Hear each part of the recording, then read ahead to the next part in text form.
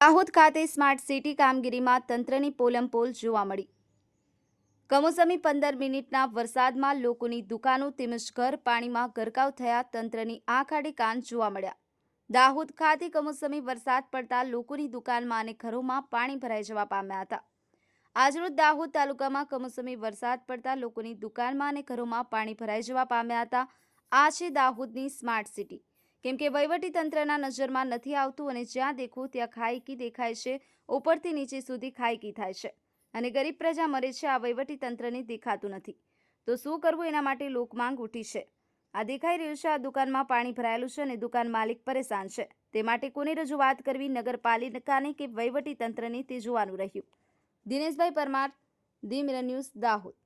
જોઈ શકો છો આ ધી મિરર ન્યૂઝ દ્વારા આ દુકાનદારના દુકાનમાં આજે માવઠું પડવાથી પાણી ભરાઈ જવા પામ્યું છે। પણ આ દુકાનદાર ભાઈ શું કહેવા માંગે છે એમની માહિતી લઈએ। શું કહ્યું ભાઈ? પહેલો જ વરસાદ પડ્યો છે, એના અંદર આપણી દુકાનના અંદર કાચના નીચેથી બી પાણી આવી ગયું છે। આ રોડ બનાવ્યા છે, રોડ એ લોકોએ એને 4 પગથિયા હતા તો બી ઊંચા નહીં લીધા છે અને એના કારણે આ ફૂટપાથના કારણે બધું પાણી દુકાનની અંદર આવવા લાગી ગયું છે। પહેલા જ તો શું આ તમારી દુકાનના અંદર શું નુકસાન થવા પામ્યું છે? આ પેન્ટો પલળેલા માલ પલળેલો દેખાય છે। બધો માલના નીચેથી અમારે ઉપર તૈયારીમાં લેવો પડ્યો છે। પાણી હવે આટલું જ પડ્યું છે, હવે વધારે પાણી પડ્યું છે એનાથી શું કરવાનું અમારે? જ્યારે પાણી વરસાદ ભરાઈ જશે, વરસાદનું પાણી બધું અહીંયા આવી જશે અને ઉપર પાણી ચડ્યું તો શું કરશું?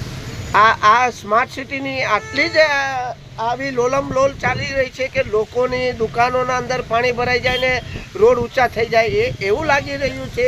રોડ આ લોકોએ બનાવ્યા છે ત્યારે હવે પાણી તો આવવાનું જ છે। એ લોકોને અમે જ્યારે રોડ બનતા હતા ત્યારે જ કીધું હતું કે રોડ ઊંચા નથી કરો, તો પણ એ લોકોએ રોડ હાય, હું છું ક્રુઝિન સિંઘાનિયા। આપની આસપાસના સત્ય સમાચાર જાણવા માટે જોતા રહો ધી મિરર ન્યૂઝ અને હા, લાઈક અને સબસ્ક્રાઇબ કરવાનું ભૂલતા નહીં। Thank you.